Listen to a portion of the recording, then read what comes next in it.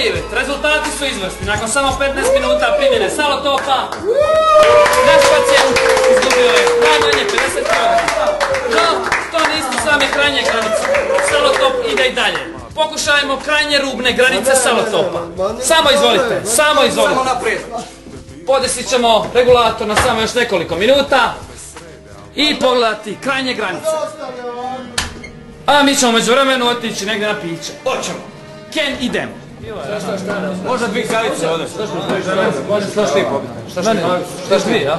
Ti si daj meni pek, a? Ne smiješ. Šta ti pobiti? Ma da, popit ćemo s jednom bocićem. Jel može 4 klave i... Šta kažeš? A boc ćemo uzeti. Boc prave. Ajde, donesi. Šta kažeš? Može. A šta ću ti kažeš, čovječe, radi se ono? Radi se, radi. Šta se radi ovaj? Imamo dole Salotop, stavili smo jednoga. Stavili smo jednoga Salotop, to te ovaj novi dođe. Topi doli, ja? Prodajemo se. Koliko se već topi doli? Pa ima neki 15-ak, 20 minuta. Šta ono što farmate? Stavite, možete barati.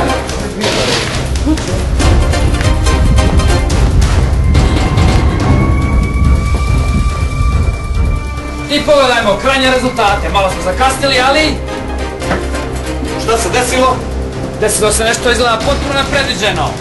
Na ovo nismo računali. Salotop 2000 prešao je granicu normalnih mogućnosti. Salotop 2000. Pretvara vas u vodu. U vodu. Salotop is my friendo. No, Salotop is your friendo. Salotop 2000 Yeah! pretvara vas u golu vodu.